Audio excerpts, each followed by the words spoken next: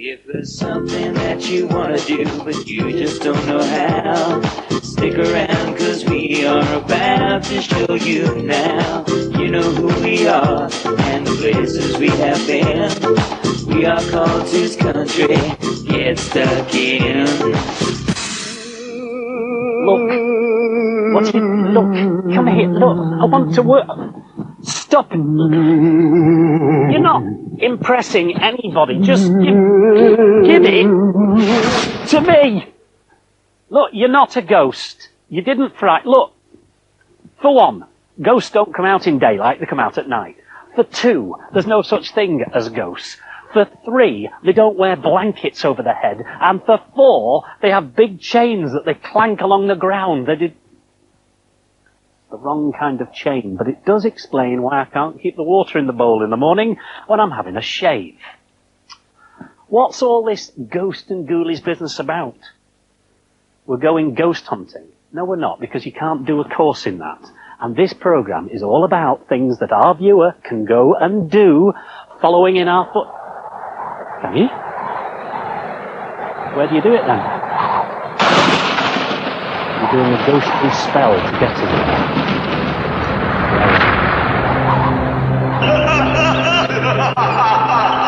Magic!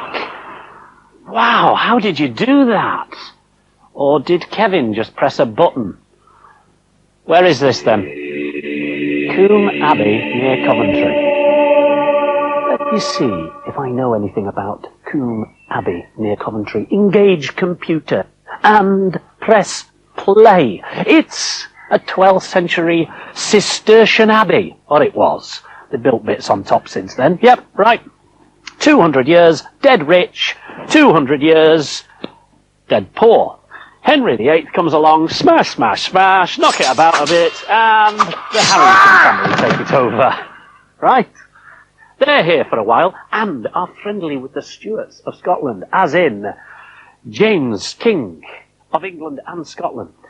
And Elizabeth Stuart came and stayed here for years, was educated here.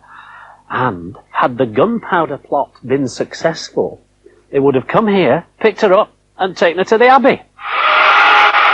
Hurrah! Anyway, it wasn't, so they didn't. Now, Mr. Harrington spent so much money on Elizabeth Stuart staying here that he went bust. So it was eventually given over to the Cravens. And there's a bit of a story about them here as well. And there's a ghost in one of the rooms, and there's a bloke who walks around who's chopped into bits, and there's a little kid that sits on top of the stairs. Hey? Ghosts, yeah? Go on then, let's go and see what vibes we get.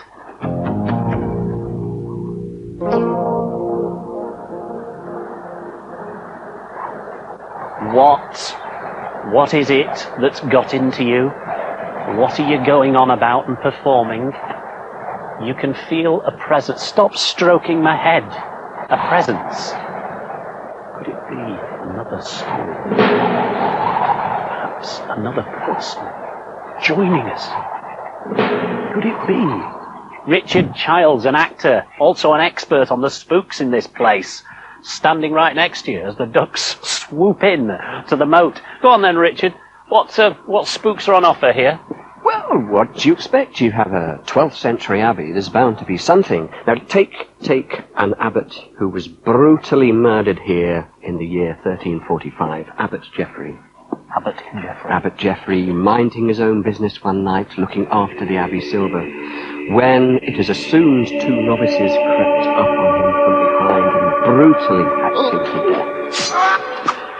Now, the king at the time ordered an investigation, and it just went on for 2 or 3 months and then fizzled out. Nobody knows what happened, who was responsible.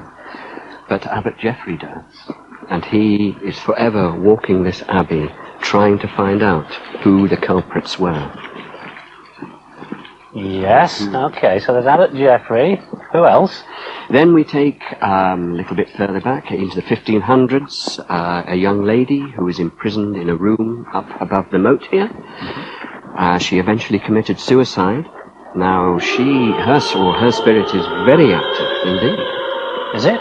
Oh yes, yes. Many people who have, notable people as well, who have stayed in room 143 have felt her presence to varying degrees of effect. Room 143. 143. We must have a look at that later. Yes. Okay. And there was the curse on the Craven family. Ah, yes, the Craven family. They moved into the Abbey in 1622, and they lived here for 300 years. One of the Earls of Craven wronged a gypsy girl, of whom there were many on the estate, and he put her in the family way,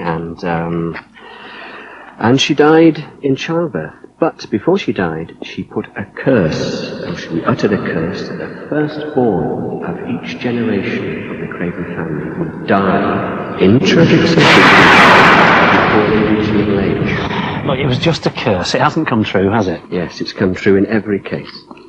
In every case? In every case, and the title now rests with a 9-year-old boy, and who is the 9th Earl. I wish him very, very well. Well, you know, I'm not spooked, but fascinating. Fascinating. Oh, it is, totally. Don't try and make me jump. Come on, Richard, let's walk on.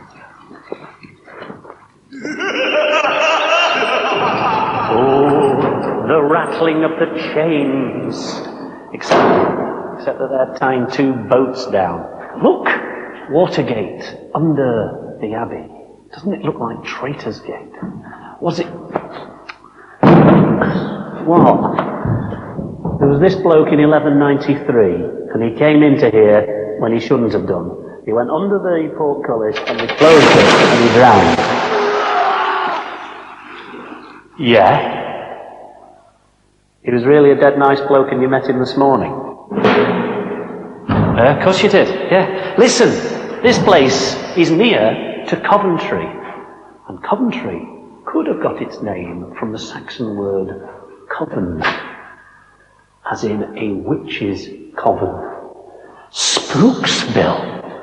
And they also have that symbol, don't they, on the Coventry sign, which is the lady riding on the horse with no clothes on. Godiva! You know what happened there, don't you? She was on her way back from a raid, but she'd had too much wacky-backy. No. She was married to Leofric, the Earl of the area, and he was raising money so he could fight the Godwins, and he taxed people to do it. And she said, if you tax them any more, I'm going to get all my kit off, pal, and ride round this here town. And he did, so she did. And she was really called Godvia. There you go. Right. You can do a course in Spooksville. You can find out how to be a ghost spotter. I'm going to take you to a place where we will learn how. It's not a spooky being, it's a statue in a lake. Will you behave? What? Oh, you can feel another presence. No, you worked it out. It's Terry Hewitt, who's from ASAP. And you're going to explain what ASAP stands for, because I can't pronounce it. You couldn't pronounce... Anomalous is one of the words. You're right. Go on then, Terry. It is the Association for the Scientific Study of Anomalous Phenomena. Which basically means that you investigate spooky goings-on, yes? Correct, yes. So, if he'd seen a spooky going on, would he phone you up? Indeed, yes. And then what would happen? We would come and have a chat, take a history of what happened, just to check, we would ask quite intimate questions, but we do guarantee anonymity. The other way is to find out whether he's on drugs or anything. Correct, that's right. Yes, I know I often have a drink, but I'm not reporting one. All right, so let's say he had a sane mind, which is ridiculous, and he's seen this thing. What do you do next? What we would, depending on where the phenomena happen, more often than not we would take a history of the actual building, perhaps, and also the area, the geology and geography. So you're doing a full report into the area? Sure. And what else would you be looking for? Anything to do with its surroundings, the building's surroundings? Yes, indeed. It depends if there are any factories close by, or perhaps has there been mines or workings underneath. which could carry noise and different sounds or reflect light and this sort of thing. Will you stop making stupid noises? This is a scientific investigation. What? There's a ley line that goes from there to there. Is that something that you take into consideration, ley line? Indeed, yes, we're interested in all kinds of phenomena. Really? Some researchers are more into one particular interest than others, but normally it's sometimes Hobson's choice. If you get a request, then you obviously go and research. Now, what have you seen?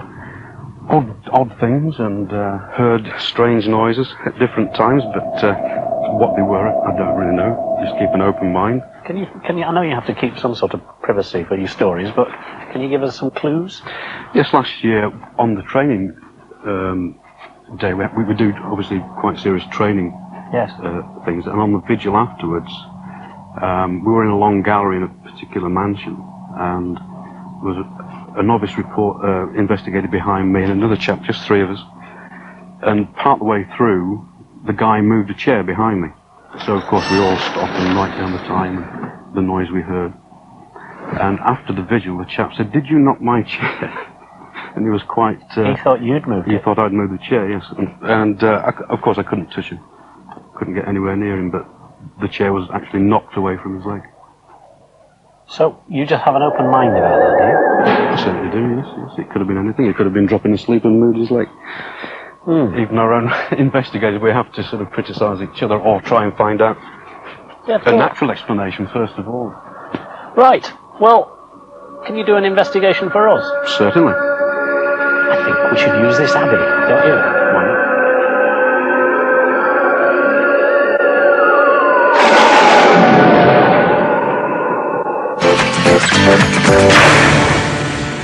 Right. We're about to start the vigil. First of all, we have to set out the equipment in 3 of the rooms of the abbey. This is the first room. It's the Stuart thing. It's big. It's long. It's the Stuart Hall. It's not the Stuart Hall. It's the Stuart room. Right in here, there has been a spirit that has moved the bolt across. Things have thrown around in the room.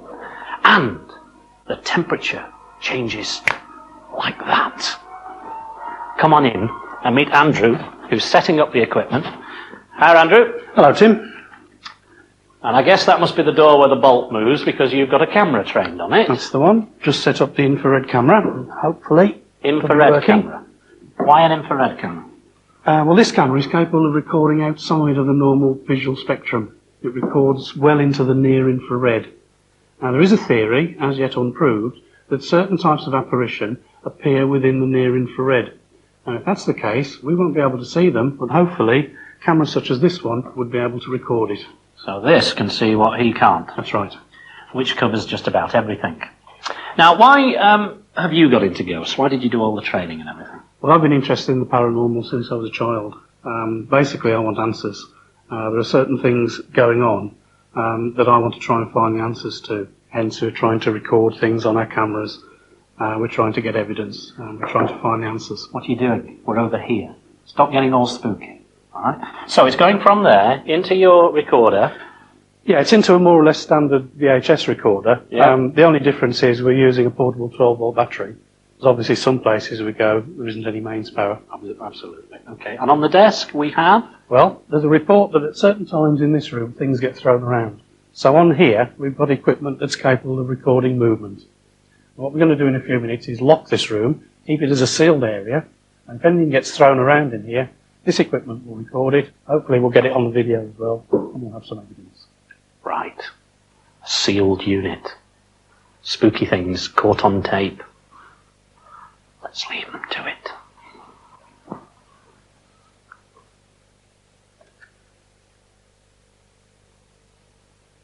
Let there be light. Hey, that was pretty impressive, wasn't it? As the king of all this land, the power is invested in me to pass sentence on you. And it shall be death by night. Now, look, I'm only joking. Abbey It's brilliant, this. This bit is position number 2 for our haunted watch. And there's lots happened here. It's the old stables You see, the groom was having a bit of a fling with Lady Craven. And then one day, Lady Craven said, "Ah, you're just a groom." So, she threw him out. And he came back here. And he hanged himself. Right here. Right, well, not right here. Anyway, there's also a member of staff who likes to come here and play the odd trick every now and then. Only, he died years ago. Spooky. Mark is doing the watch in here and has some bits of equipment. Hiya. Hello. What have you got? Well, this is basically a torch, which you need on a visual or any haunted location. Obviously, to see in the dark, you need one of these to see what's going on. Yeah. And obviously, to use one of these to write down what you have to put on your sheets. So, right, oh, you've got sheets that you Yes, fill in. that's right, you do. Brilliant. Vigil, Coombe Abbey. There we go. The date and everything. Small bang. A current. You've already heard something. I certainly have, yes. Right, okay. So what else have you got? This is a night vision sensor. This amplifies the lights in darkened rooms, which obviously allows you to see a lot clearer than you would be if it was dark, obviously. But one thing you mustn't do is obviously take this lens off, because that will damage the sensor inside. It's going to be totally dark for this to be used. But if you look for this piece here, and take this cap off here, and you'll get a small prick of light, which will give you some idea what you'd be viewing once this is off. Okay. A camera? Yeah, another must, again, a camera. Any haunted location, you must have a camera. You can take film, obviously, you get it developed, and you may have something on film, which you couldn't see beforehand. So that is also a must, not the torch. And lastly, a Geiger counter, which is used to basically pick up radiation. You don't always need one, but sometimes you do. And it comes in handy for certain cases. Do you believe all this? I mean, you've done all the training and everything. Do you believe it? Yes, I've always believed that there is something beyond this life. I believe whether or not ghosts or spirits, I don't know, recordings from the past. But I believe there is something here. And it's one of the main reasons why I joined that set, was to further my knowledge. And hopefully get involved in visuals like I'm doing there.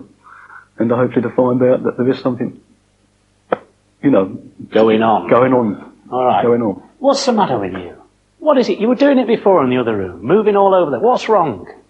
It's Richard. The guy that was with us earlier. What about him? Eh? He's a ghost. Well, because he's disappeared. Because he's not...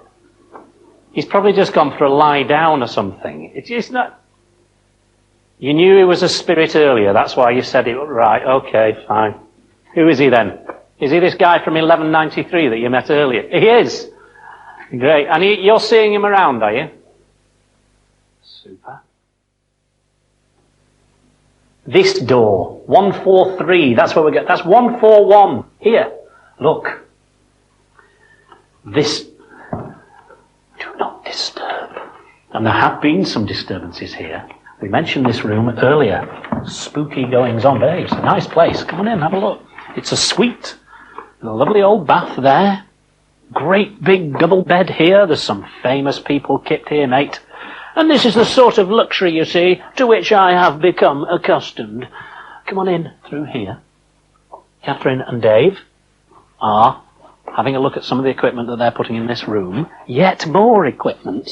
Do you have to drag all this stuff out whenever you come out from wherever you are? Where are you? Well, our head office is based in Frome. We bring equipment that we need specifically for the case. We don't need all the equipment for every case. Each case is different, so... And what's this you've got here, Dave? Well, we've got three pieces of equipment here. We have an electronic thermometer, which records temperatures in two different rooms. We have an electromagnetic field detector, which can detect fluctuations in man-made and natural electromagnetic fields. Mm-hmm. And then we have an ultrasound detector. We come across a lot of reports where people say that animals such as cats or dogs can detect presences that aren't seen. And as we all know, animals can detect and hear in a higher frequency than we can. Although there is some tentative research coming out of Germany at the moment that suggests that humans can hear above the frequency of 20 kilohertz. So you use that. What have you got in your hand? I've got a noise-activated dictaphone, so I can set it on record, and it won't record anything unless it's hears a noise, unless there's a noise, a voice, or whatever, so I'll leave that there. And that is? This is a sterile biohazard tube for capturing ectoplasm, so if you see any brown gunky stuff, it smells a bit odd. If ectoplasm is brown and gunky, because Allegedly. Allegedly. Right, okay. So are we ready for the vigil now? I think so. We're going to do a bit. Yep. I suppose we better wait for it to go dark. Absolutely.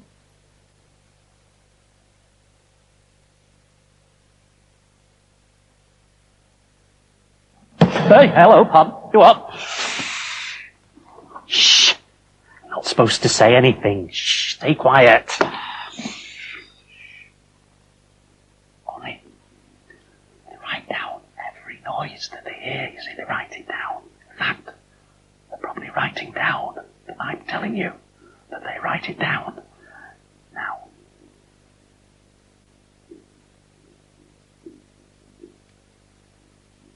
Just wait, you see. It goes on for quite a long time.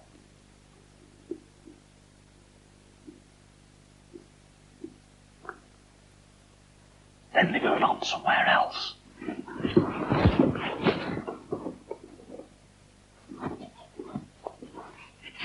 How's the vigil going here, then? You seen anything? Hey? Hello? You see it? Hello? Oi! You're not there. He's left a note. Hi there, big bonce. You got boring clucking your tongue at all those dead polite dead people around the hall. So me and the bloke from 1193 I met have nipped over the road for a swift half at the spigot and lamppost, which used to be the old Bull, no bush, before some div renamed it with a stupid name like they all do nowadays. So see you there, but please stick to beer because our ghost friends don't like you drinking spirits. PTO. Ha ha ha, only joking. It's your round anyway.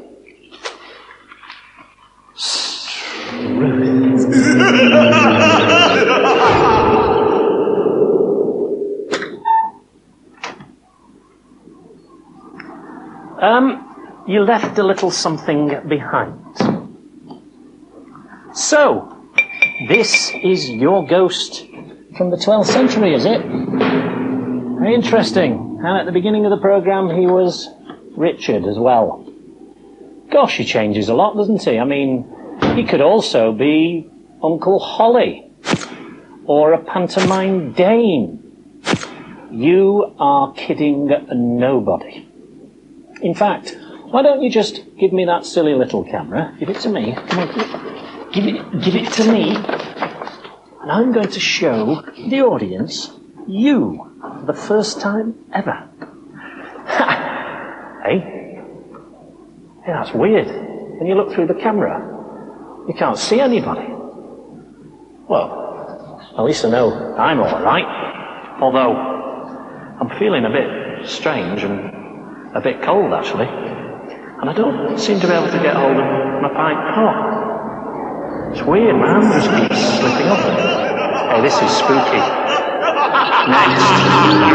No, I mean it. Next.